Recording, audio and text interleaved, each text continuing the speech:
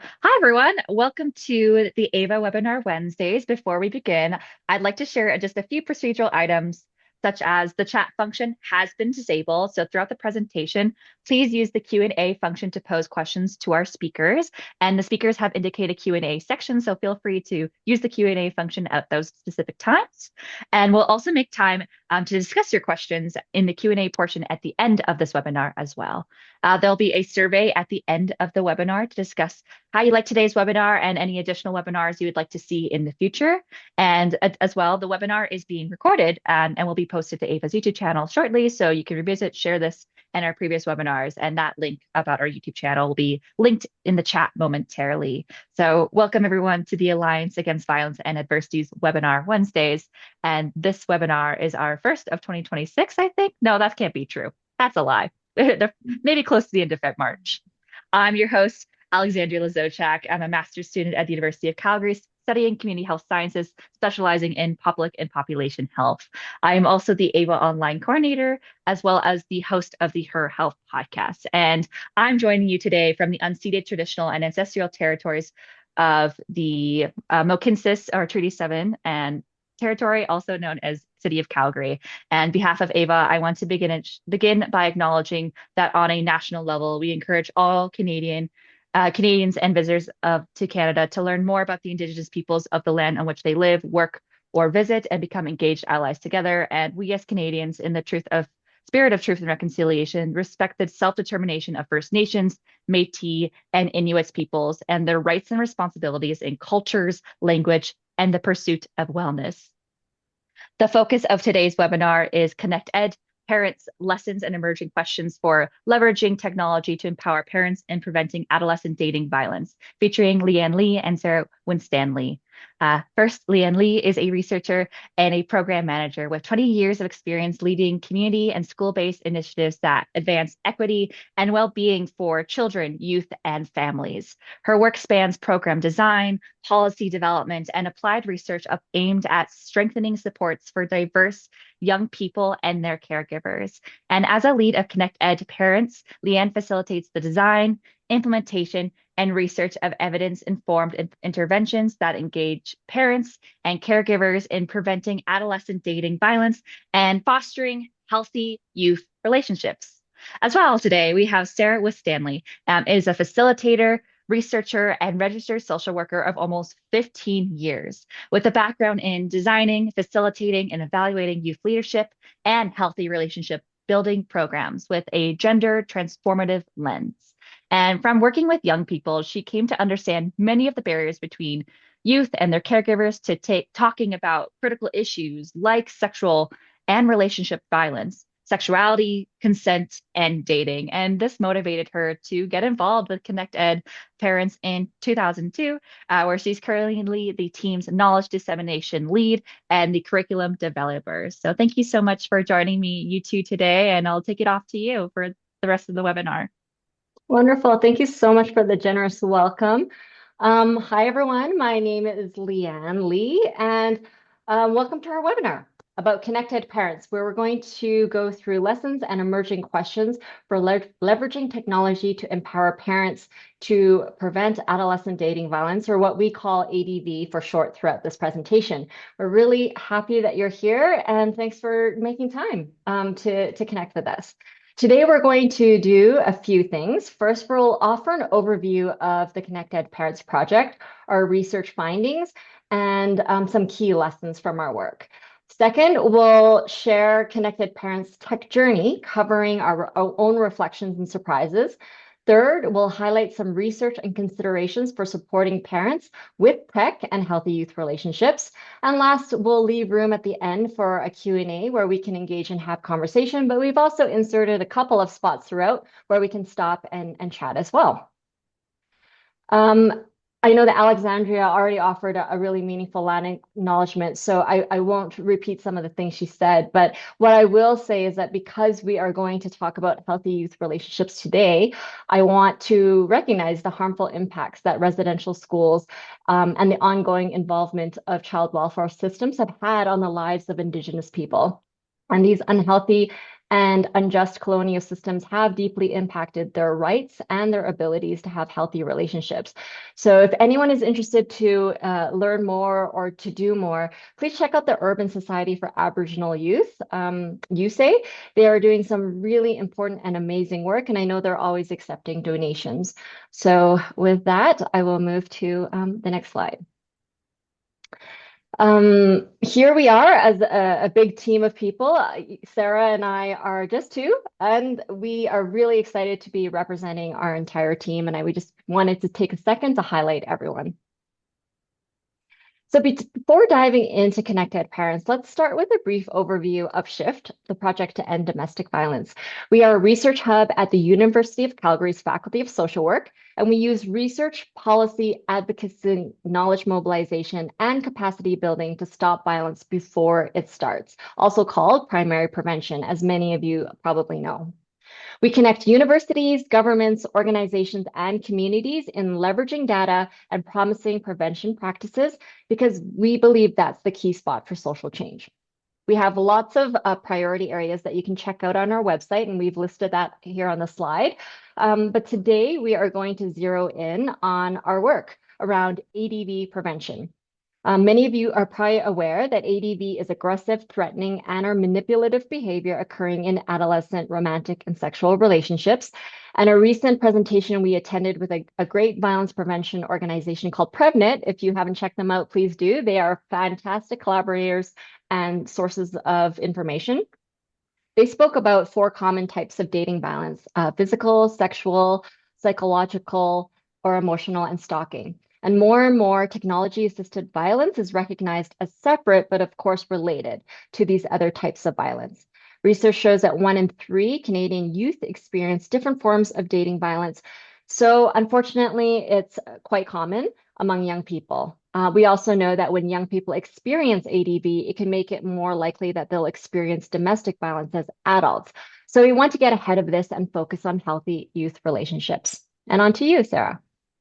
Yeah, thank you, Lianne. So we wanted to kind of give an overview of ConnectED Parents and just why we created it. Because, yeah, obviously ADV is an issue. So we just wanted to talk about sort of the parent angle on it. So we first recognize that parents have a really big impact on the quality of their children's relationships, but that parents are generally not talking about ADV prevention with their teens. And overall, we know that 45% don't talk to their kids because they maybe don't feel confident, they think their kids aren't dating, and they maybe feel uneasy about the topic of dating itself. And importantly, only 16% of boys report that their parents talk to them about ADV. Many parents also don't participate in traditional prevention programs that require them to come on a regular basis, often because of time constraints, competing priorities, and for some, they might not feel that these programs are relevant for them. And for many parents, prevention is just not on the top of their mind because they're really busy. There's lots going on day to day. They're putting out fires. They're just maybe not thinking ahead to prevention. And behavioral science also shows us that knowing more about ADV prevention doesn't always mean parents will talk about it with their children. This knowledge action gap is partly because we all have cognitive biases.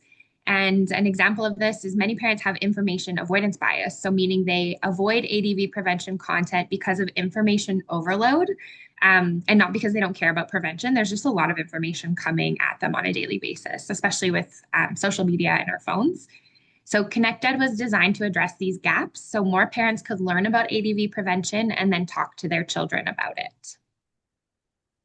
So in order to design ConnectED, we wanted to figure out where parents go for parenting information and advice. And I say we use the word parent, but it kind of encompasses any caregiver in a child's life. So research shows 86% of parents go to their friends and their family. This social support provides parents with knowledge and information and can really shape their parenting practices and then also their attitudes about ADV prevention. We also know that 83% of parents go online and more than 80% use social media for parenting advice and information. These tools are accessible, they often feel more anonymous, and they're available 24/7, which is what many busy parents want, the ability to kind of look at information, learn when they're able to. Online spaces and social media also offer opportunities for peer support, and parents are exposed to social norms on parenting through them. And over 90% of parents use text messaging daily. And there's a growing body of research that shows how text-based interventions can increase parental engagement and their competencies in many areas. Plus, texting is super easy to use and accessible. I'm sure maybe most of us have sent a text message or two already today. And parents also learn in informal spaces where they naturally spend time. Some researchers call these activity spaces, and these spaces include playgrounds, extracurriculars, faith and cultural group settings, online peer groups, workplaces, community associations, and other spaces. And they're really important, but often underused for supporting parents to learn and teach ADV prevention skills. So with this in mind, we designed 3 interacting parts of the project to meet parents where they are, and we support them and to have them supported and having healthy relationship conversations with their children. So as you can see on this diagram, in that top yellow box, we deliver skill building, research-based text messages to parents to build their capacity to teach healthy relationship skills to their children. In the blue box on the left, we train parent leaders to offer peer support on healthy youth relationships. And in the last box on the right, we train community leaders and service staff to cultivate equitable, inclusive, and respectful environments. When parents experience these healthy environments in their everyday spaces, they're more likely to bring these behaviors home and reinforce healthy relationship conversations with their children. And together, community leaders, and parents create a culture of healthy youth relationships through those environments, through peer support, and then through learning skills and practicing new behaviors through text messaging. So I'd like to, talk a little bit about our research on ConnectED Parents, which aim to answer these 3 questions that you can see on the screen. So 1, does ConnectED increase service providers' ability to create healthy social environments with parents? 2, does it increase parent leaders' ability to provide peer support on healthy youth relationships? And then 3, does it increase parents' competencies to engage in quality conversations with their children about ADV prevention and healthy youth relationships? So these are the questions we were seeking to answer. The study itself was a mixed methods one, meaning we collected both quantitative and qualitative data. Due to time, I won't go over all the details on this slide, but you can check it out when we send the slides, or we're releasing a report next week that also has more information. But I will highlight that we had 175 people participate in the research project, but fewer people did participate in the research. Our sample for different tools ranged from 3 to 70 people who completed it. And we know, participants didn't complete all the data collection tools. So we just wanted to share a couple details about the study itself, and I'll pass it back to Lianne. Sarah, so I'm excited to share some of our key findings. Our research shows that parents learned about ADV prevention and are having more healthy relationship conversations with their children. Parents experience statistically significant gains in knowledge, skills, their confidence, and their comfort in teaching healthy relationship skills. And it actually improved their general parenting skills quite substantially as well. At 3-month follow-up, 92% of parents discussed healthy relationships and dating violence with their children, which is up from 62% before the program. And their satisfaction with these healthy relationship conversations jumped from 39% before the program to 90% after ConnectED Parents. Oops. And here's just one quote from one of our parent participants. I had previously been through dating violence with my daughter, but had no idea how to handle everything. Between that experience and the resources that you shared, I'm now much better prepared for when my son starts dating. So this is all very encouraging feedback. Our findings also show that parents valued the text messaging approach. So 97% of parents found text messages useful for learning about healthy youth relationships, and that's up from 55% before the program. Parents also reported that the text fit seamlessly into their busy routines. It made skill building more accessible than traditional programs. And ConnectED achieved an 83% retention rate, which is a bit higher than typical retention rates that fall between about 40 to 60%. So these findings were all very encouraging for us. And we'll talk a little bit about this later, but it kind of surprised us a little bit.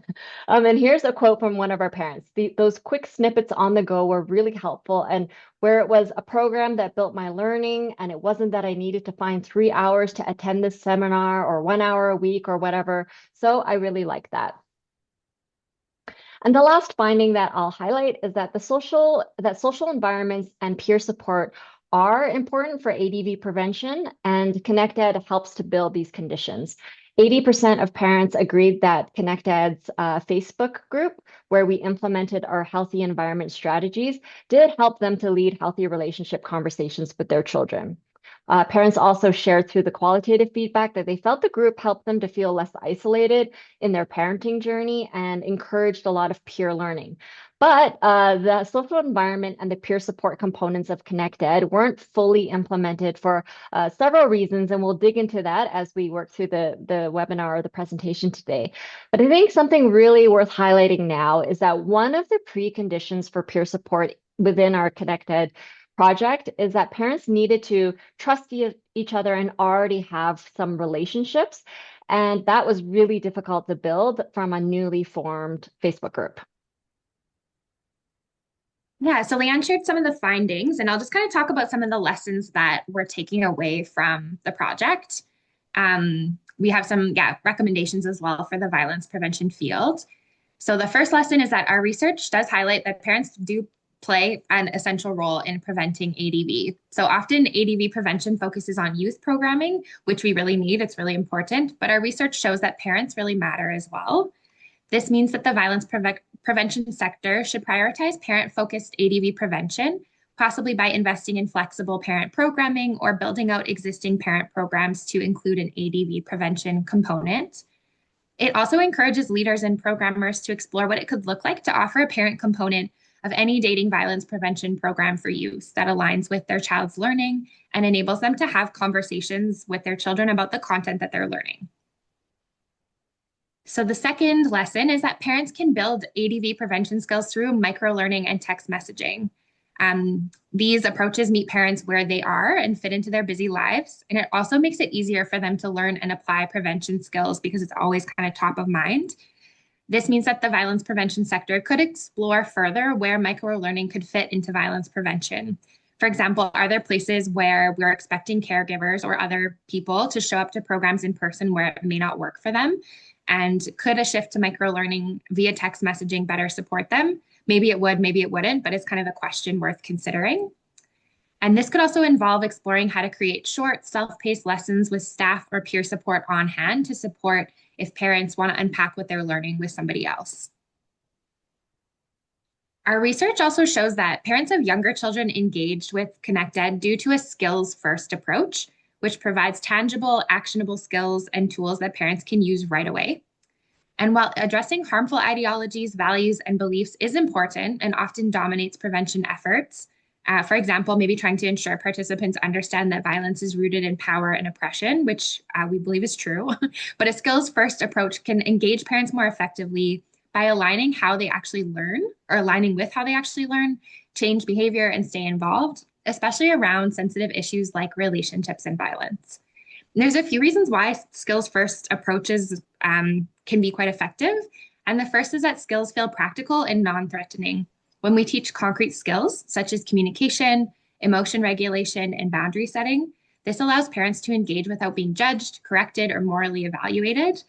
Trying to change beliefs or ideology can trigger defensiveness, resistance, and disengagement, particularly when parents feel like their identities or their values are being challenged. Second, skills can help create immediate observable behavior change. So parents can practice a skill right away, hopefully experience success, and then see positive outcomes in their children or their bond with their child.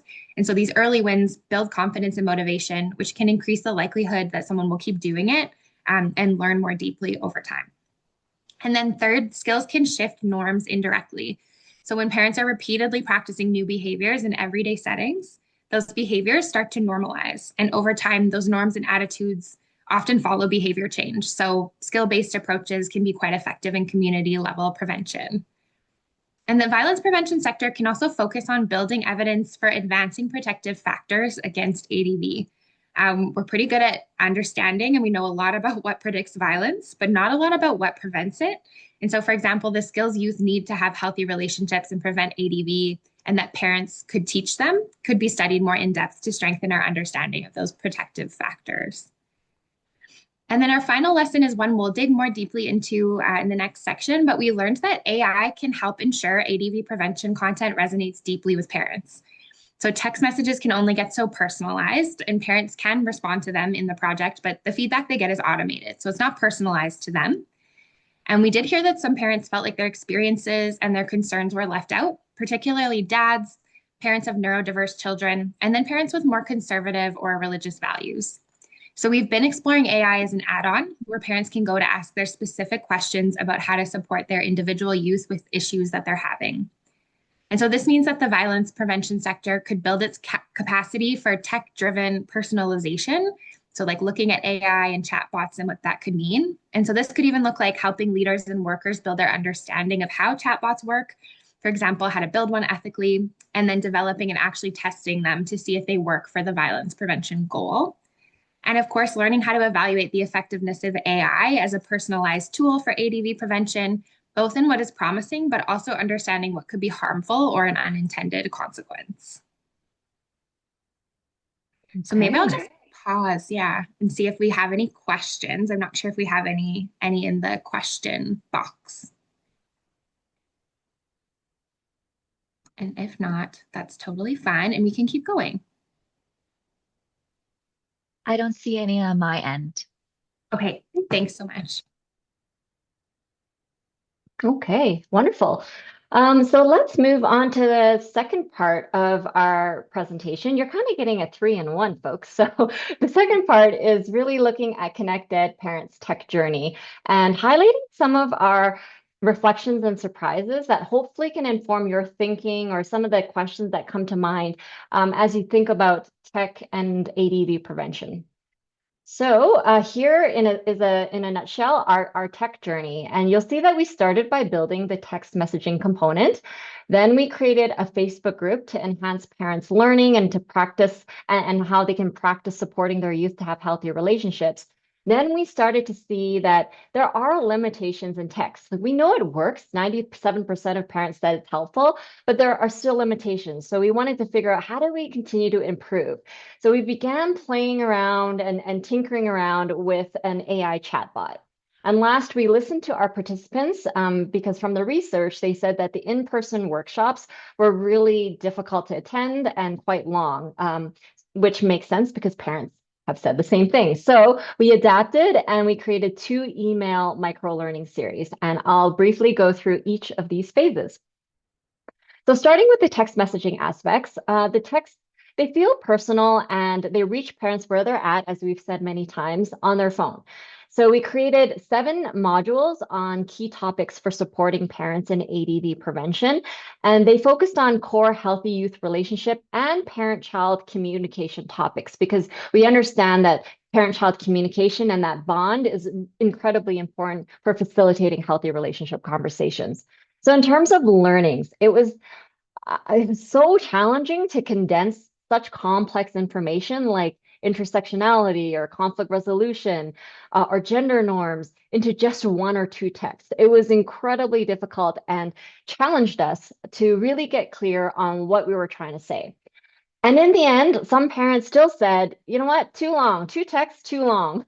And so it was good learning for us that even micro learning or what feels like micro learning to us as ADV, if folks in the ADV prevention field can be even more micro for parents.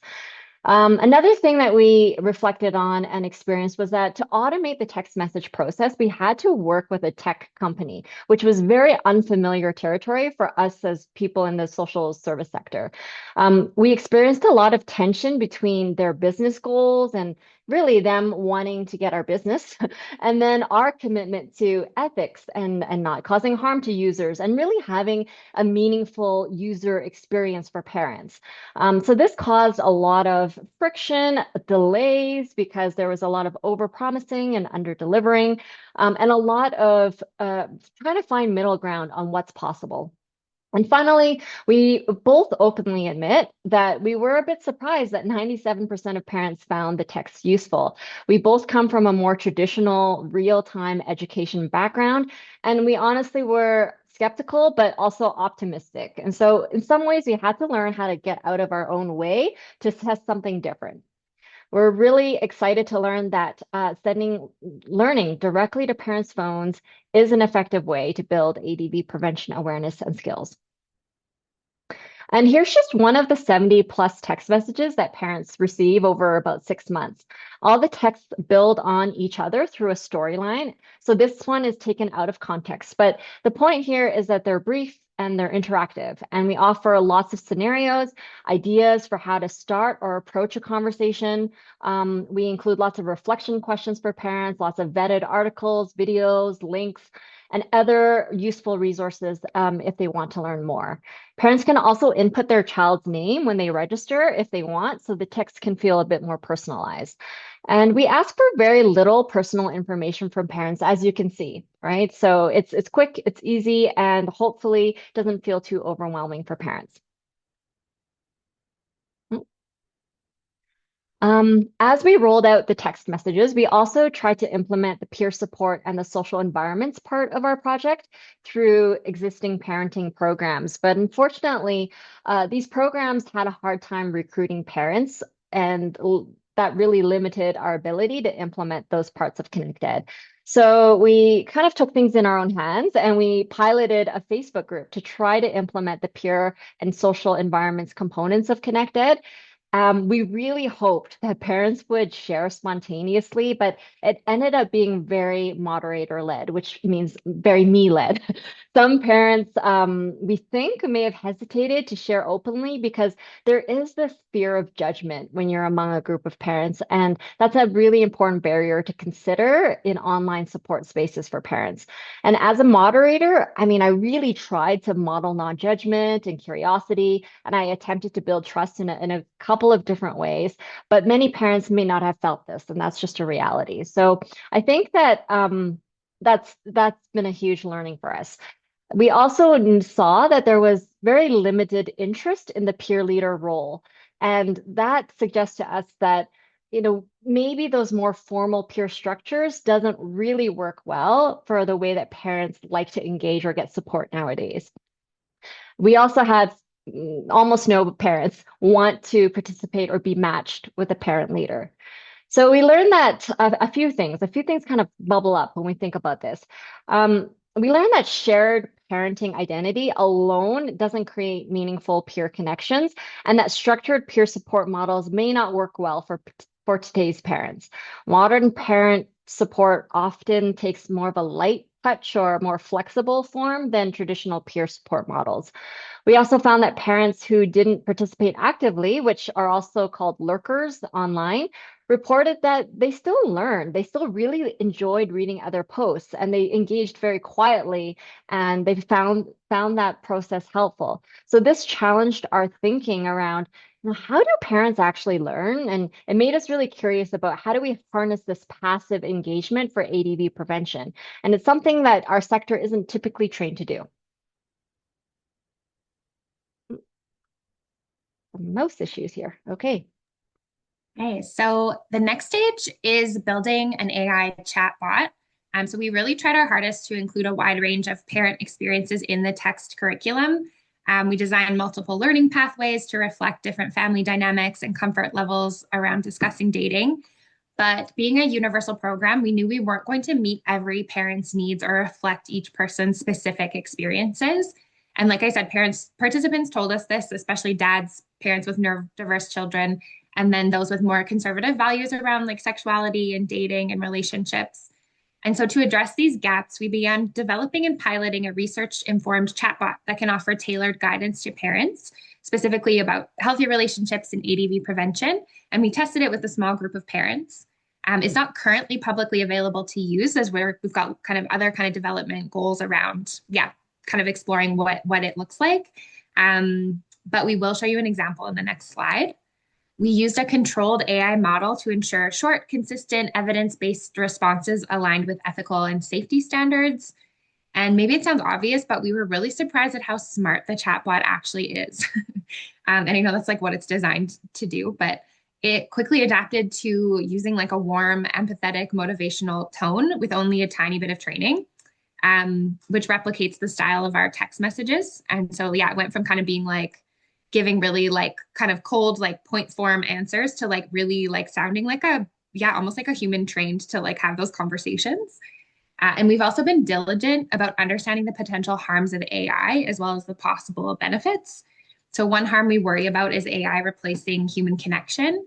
We want parents to have like robust social networks, but we also want them to be able to get factual answers to the questions they might not ask anybody. So kind of holding those like that tension, I think, is something we've been doing.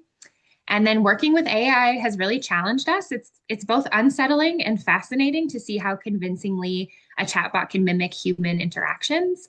And then I also personally, and I think both of us do, kind of struggle with the environmental impacts of AI among a myriad of other issues that we see arising with the technology. So we're kind of going in, I guess, going in critically and kind of thinking about what that looks like. But I do want to show you an example of the chatbot in action.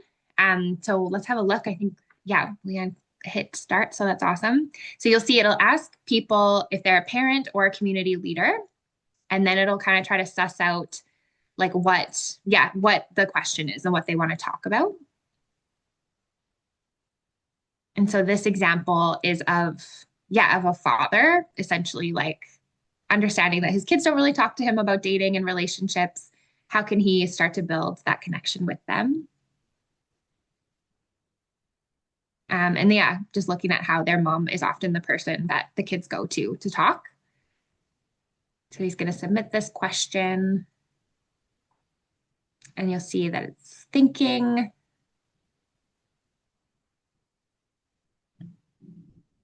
Yeah, and then just kind of asking some clarifying questions, also being quite validating of like the question.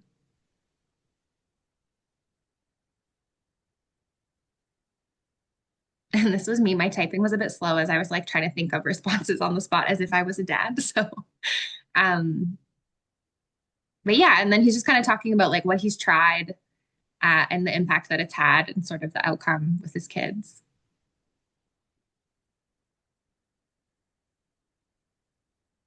And then again, yeah, that kind of empathetic response, we kind of felt like that would kind of help some of the answers land better too. If there's more kind of empathy, validation, we know that works in like human conversations too.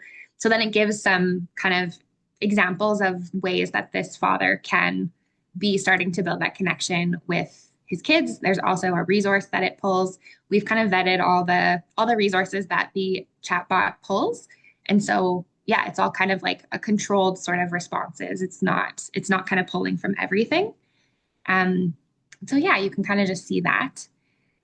And then I wonder, maybe we can move on to the next one, Lianne. So yeah, so this was an example of the way that the chatbot works for parents. We also have a example with service providers. So I actually think it's on the next slide. Oh, that's it. Sorry. It like if you hit, yeah, it replays it. So you just have to hit it again. Thank you. And then, yeah, so this one is an example with a service provider. So that could be somebody who's like running a parenting program, or maybe a community leader who works with a lot of parents. So like a sports coach or a religious leader. And so here's an example of that service provider. So they identify themselves, it asks them what they're looking for.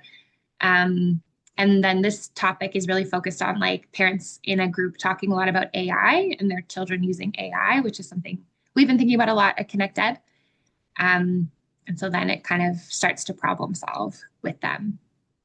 So kind of getting more specific, I think that was one thing that was important to us, was that it was like actually kind of sussing out what the actual question is, because sometimes it would jump, like previous to this version, it would just jump to like a bunch of suggestions without maybe understanding the context. So this is, they're just kind of worried that they're going to talk with the chatbots instead of the parents. And so the chatbot's going to give a response. I don't know if my narration is helpful, but you can see what's happening, I guess, on the screen, but just in case. And then it just, again, offers empathy, offers some of those steps, normalizing curiosity, creating AI-free zones, showing genuine interest. And then, reminding parents of like their value, that they actually can't be replaced by AI. And then also offering a resource from Common Sense Media, which we really like. So that's an example. Yeah, it often follows that format of like suggestions, another resource, so parents can go, or parents or users can go deeper. So thanks, Lianne, for playing those videos. Mm-hmm. And then, the AI chatbot is still in development. We're still kind of exploring like what it would look like to really feel ready to release it. But the last stage of our tech journey, we developed 2 email-based micro-learning series. And so one targeted parents, really focusing on peer support and how do parents support other parents to help their kids have healthy relationships. And then the other one, targeted service providers and community leaders with an emphasis on creating social environments that promote healthy relationships. We'd originally delivered this content through 2 to 3 hour workshops, but the low attendance had us reconsidering the format. And so we shifted to a 12 or 13-week micro-learning model, delivering short weekly emails to increase accessibility and reduce the time that people had to spend learning. And so just like our texts, we applied a skills-first approach to every email. There was always a suggestion for them to try that week. And our early evaluation feedback suggests that while participants did appreciate the flexibility and getting to kind of like learn on their own time, their engagement was a bit inconsistent. So some people were like, I saved it for later, and then I never came back to it. So we know that sometimes people's email inboxes are a little bit like crowded and distracting and hard to sometimes, like, unless you're deliberately searching, like to come back to something again. And then at the same time, participants shared they valued asynchronous, self-paced learning, consistent with what we observed with the text-based approach. So the takeaway is that a lot of people, not just parents, like those options for learning. So tech-based micro-learning helps to fill a gap left by maybe traditional professional development programs that require people to be there in person for 2 or 3 hours. So we'll stop again and see if there's any questions. If not, that's totally okay. And it looks like maybe there are not. So maybe we'll just keep going. Okay. So yeah, we'll move on to the third part of the webinar and talk about how we can support parents with tech and healthy youth relationships. We've shared a bit about our journey with tech, but we really wanted to broaden the lens and look at how youth are using technology and what that means for their relationships. Really important context, I think, for parents and people who work with parents.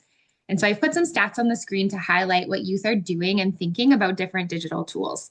And I'll give everyone just like a moment to skim the slide.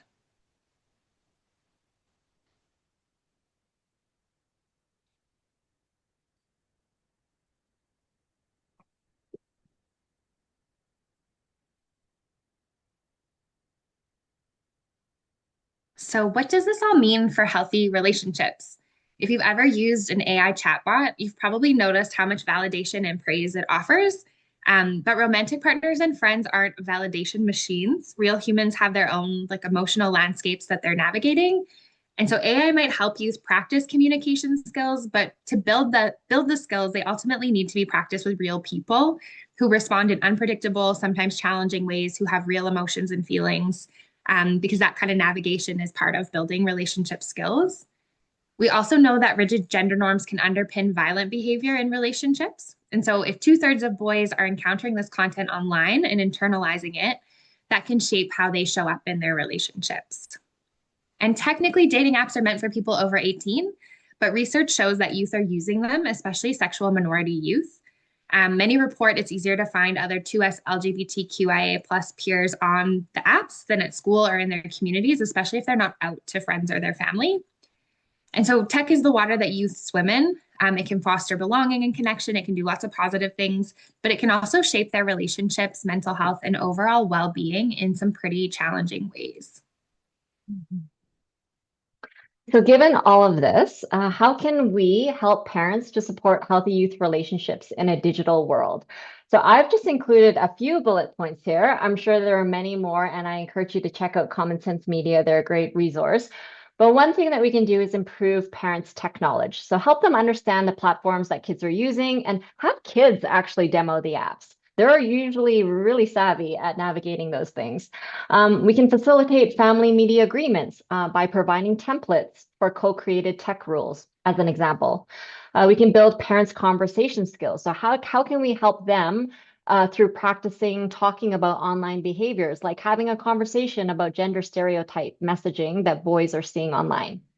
We can teach parents about AI companions. How do they actually work? And how are they designed to actually hook kids and keep them hooked? We can talk about dating apps with parents. So ask parents how they're navigating apps like Yubo, Grindr, Snapchat, and Instagram with their kids, because even though these apps weren't all necessarily designed for dating, they're being used for dating. We can help parents spot warning signs like social withdrawal, declining grades, or that their kids might be preferring AI and social media over real relationships.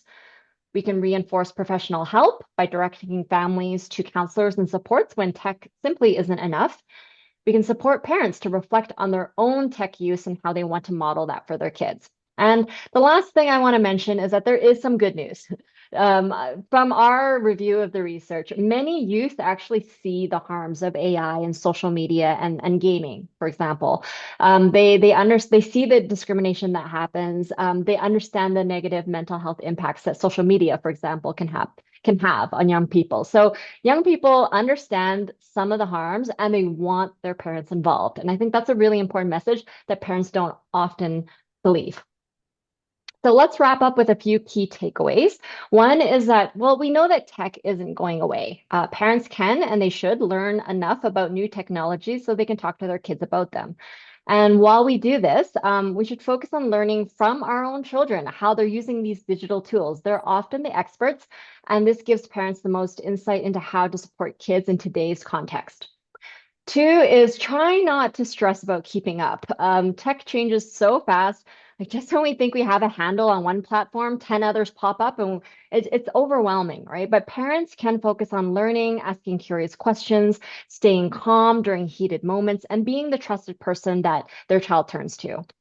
And the third thing I'll mention is that relationship skills that we're already teaching parents and that parents are already teaching their children can transfer into digital life. So meaning that we can focus on the same relationship skills, it's just showing up in different contexts. For example, we could be discussing consent, and it's not just about consent in in-person interactions, but also about, not sharing intimate images or not creating or sharing deep fakes. Or not showing and sharing our relationship status on our social media without consent first. Yeah, so hopefully we've offered some reassurance around technology in the last couple of slides and through our examples. But we want to finish by continuing to offer reassurance by sharing some other examples of technology being used for good beyond ConnectED parents. And so the top left is called Thunder. It's an example from USAY, or the Urban Society of Aboriginal Youth, that Lianne mentioned earlier. And it uses virtual reality to tell stories featuring the Blackfoot language. To the right of that, we see iConnectED, a low barrier educational support tool that leverages messaging apps to send information offered by the Indigenous Friends Association. And right below it is an AI tool for identifying and flagging racist and harmful comments, which is developed by Ami and Pipiguan Pitaguan. And in the top right is an example from Next Gen Men of a Discord server for boys that creates an alternative online space for them to connect in an environment where adults are monitoring and deliberately injecting positive masculinity learning into. And the bottom right is from a European group called Chain. It's an AI support tool that helps people get their non-consensual images of them. If they're up on, someone else put them up on the internet, it helps them get them taken down. And then we encourage you to check out these examples, because if you want to understand the ways tech is being used to both create alternative spaces that are free from harm and also the ways it's being used to intervene in harm, these are all some great kind of starting points for learning that, as well as kind of following ConnectED parents. Okay, phew, we've covered a lot. We would love to head into the last portion of our presentation, which is the Q&A. So any questions or even comments and feedback or reactions, how does this relate to your work? So I think I will stop sharing the screen if that's okay, Alexandra. Yes, absolutely. So everyone, you feel free to respond to the questions in the Q&A function below. I have a few questions myself to give everyone a chance to write down, if that's all right. I'm very curious about how you were able to distill such a large body of research, particularly around teen dating, ADV, into concise micro-learning modules for parents, and then even condensing it even more. And I'm curious at what those discussions looked like with parents regarding making those lessons even smaller and a little bit more bite-sized. I'll start and then maybe I'll toss the ball over to you, Sarah. It was really difficult, but we started by saying what are the big buckets of information that parents would really benefit from, and what is the research telling us? Like, what are the specific buckets of knowledge and skills that would really support parents? And from there, we had to say, okay, we have 5 texts for this topic. what are we going to cover in these 5 texts? And then it just became this constant filtering process of, okay, we've got so much. What can we do to whittle it down a bit more? What can we do to whittle it down a bit more? And there was some back and forth, and we challenged each other. Sometimes Sarah would say, I think we need more than 2 texts on intersectionality. And I'm like, okay, let's do that. And so we would add to that and shift other texts around, or we would say we really want to focus on the skills. So let's make that module our longest and biggest module, but reduce in other areas like warning signs of ADV, or intervening when there's disclosures of ADV, because that's moving into early intervention. So there was a lot of conversation, navigation around how to do this. And I can't say that it's perfect, but I think we started from a broad framework around what does the research say, and then how do we identify the content that would be supportive in those areas. Mhm. And then I guess in terms of your question about like how did we maybe use feedback from parents, we're kind of like in that middle stage of like we've gotten lots of great feedback. And then to actually like dig in and sort of like edit the curriculum and really make those changes parents have suggested and cut it down even more is kind of like a next phase. And then I also think the like, yeah, the kind of challenge with being like, oh, but there's so much more to say. I think having links and sort of videos and like other resources that parents could interact with was helpful, because it's like, okay, we can't say this all in the text message, but this resource is really like accessible. It goes a little bit deeper. Parents can still learn more if they want to. I think I found that helpful to just be like, Yeah. okay, it's there if they want it. And yeah, the last thing I'll add also is the Facebook group was also meant to support and reinforce the text messaging, right? So if there were more questions, if they wanted more resources, if they wanted to reach out for additional support, the Facebook group was meant to do that as well.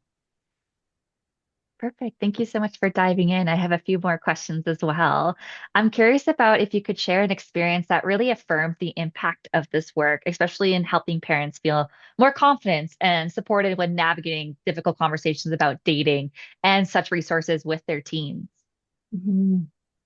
I think we had no clue, right? Because our daily interaction with parents was quite minimal. It was all done through text. So when we started conducting the interviews and actually collecting the survey data and analyzing it, that's when it became more and more apparent that wow, parents are really finding this useful. And I can just remember facilitating one interview where a parent said, I remember having a really, really tough conversation with my child, and it did not go well. I was reactive. I was very visibly upset. My child was worried, uncomfortable, and a bit scared, because they didn't know how to respond. And she said that after ConnectED and using and applying a lot of the strategies that we offered, the subsequent conversation went so much better, and she felt confident. She felt good about it, and she just felt more capable, and that her child felt more comfortable going to her in the future as well. So it's those kind of conversations, and with all the data that we did and crunched the numbers, it validated that texting can work. Yeah. Sarah? Yeah, I would say like what was kind of interesting for me to see was all the parents of younger kids. Because Mm. initially the project was for like parents of 10 to 20-year-olds. And then we got a lot of requests from parents who had younger children than that. So we kind of opened it up to more parents. And we're clear that it's like it's not quite designed for your age group of child, but if you feel like you'll get something out of it, let's go. And so I think having them say, like, this is so helpful for when my child starts dating, like they're kind of like arming themselves with information, so that they're kind of like getting ahead of it, I think was really kind of cool to see. Cause I'm like, oh, I don't know how, like, well, we have lots of examples of like teens, or like, yeah, kind of adolescents, but I wasn't sure how much they would get out of it. But it was like the skills, I'm practicing things, I'm applying these things to friendship. I think that was really kind of impactful for me. I'm really glad to hear that they were able to take that information and use it for a younger age group. That's really fascinating to hear, and just building those skills at an earlier set, especially when you get into more intimate, different conversations as they get older. Thank you so much for diving into both of those. One Yeah. last question from me, if that's all right.